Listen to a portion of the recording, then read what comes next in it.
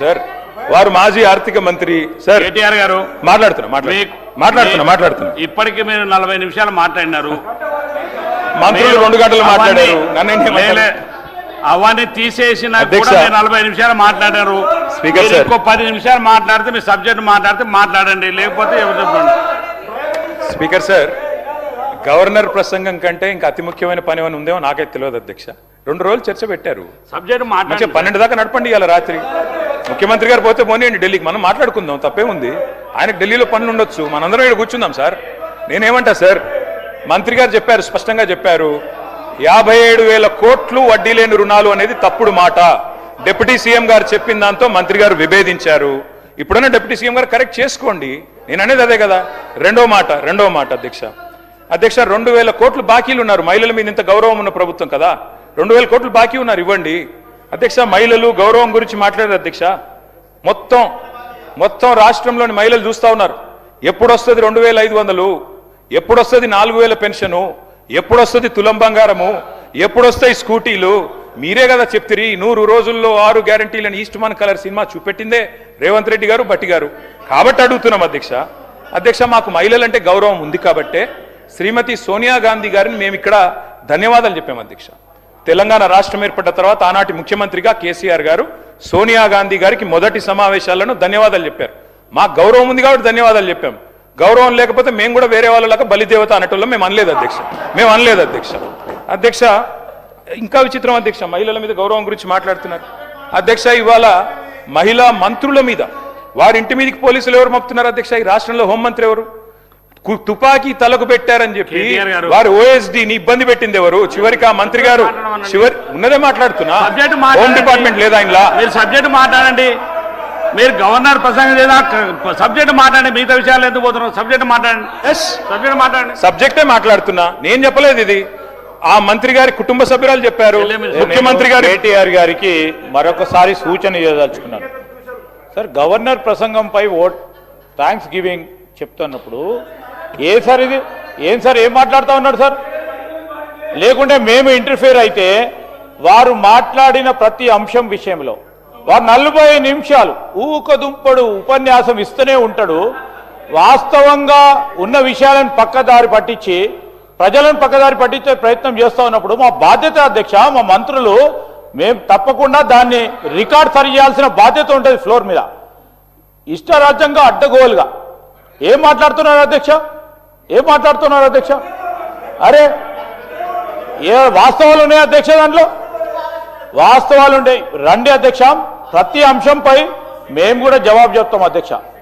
మంత్రి గారు ఏదైనా ఇబ్బంది పెడితే వారు ఉన్నారు, మా ముఖ్యమంత్రి గారు ఉన్నారు, మేమందరం ఉన్నాము. దాన్ని ఏ విధంగా పరిష్కారం చేయాలి సార్? ఇప్పుడే చూశారు అధ్యక్ష, 10 నిమిషాల సేపు హరీష్ రావు గారు, కేటీఆర్ గారు ఒక అంశాన్ని పక్కదారి పట్టించే ప్రయత్నం చేశారు.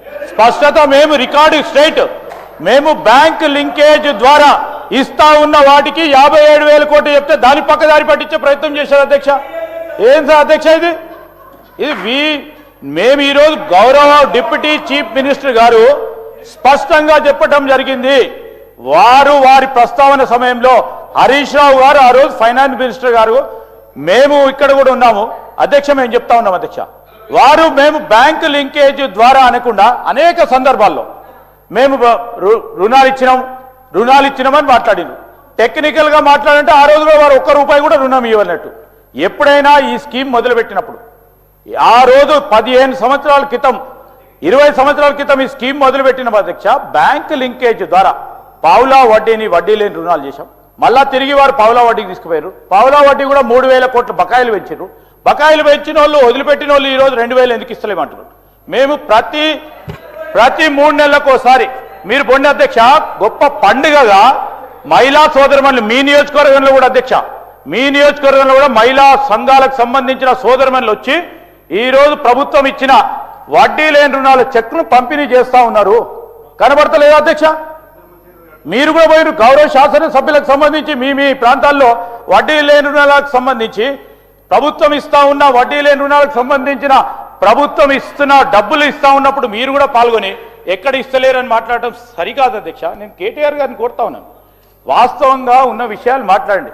మీరు ఎక్కడిదో తీసుకుపోయి ఏదో మాట్లాడి ఏదో పర్సనల్గా ఏదో మంత్రి గారి పైన వచ్చిందో ఇంకోరి పైన మాట్లాడు కాదు. ఇది సభా సమయం వృధా చేయకుండి కేటీఆర్ గారు, ఈరోజు మేము కూడా చెప్తా ఉన్నాం అధ్యక్ష, ఎంత పెద్దగా ఏ కార్యక్రమం చేసినా అందరినీ కూడా కలుపుకుపోయే ప్రయత్నం మా ముఖ్యమంత్రి గారు కానీ మా ప్రభుత్వం చేస్తూ ఉంది. మీరు దాంట్లో పాల్గొంటలేరు. మేమేమైనా వద్దన్నాం అధ్యక్ష? ఈరోజు మేము అన్ని సందర్భాల్లో ఇప్పుడు మీరు చెప్తాను, సెల్ఫ్ హెల్ప్ గ్రూప్ సంబంధించిన బ్యాంక్ లింకేజ్ ద్వారా ఇస్తా ఉన్న రుణాలకి మేము కడతా ఉన్న వడ్డీ పూర్తి స్థాయిలో మహిళా సోదరులను తీసుకున్న వడ్డీకి మేము వడ్డీ లేనికి 0 వడ్డీ ఇస్తున్నాం. అంటే మేము ఇస్తున్నాం, వాళ్ళకి ప్రభుత్వ పరంగా ఇస్తున్నాం. ఇస్తున్న దానికి మీరు పాలు పంచుకుంటున్నారు అధ్యక్ష. ఎందుకు పాలు పంచుకుంటలేరు?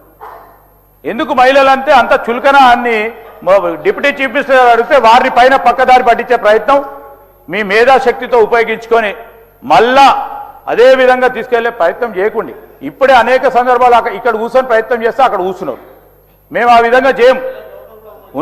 ఉన్నతిగా చెప్పే కార్యక్రమం చేస్తాం. మళ్ళీ ఒక్కసారి కూర్చుంటే ఇక్కడ కూడా ఉండకుండా అక్కడ ఉంటారు. దయచేసి మీరు ఇక్కడ ఉండాలని కోరుకుంటారు, అక్కడ కనీసం ఉండాలని కోరుకుంటారు అధ్యక్ష. కేటీఆర్ గారు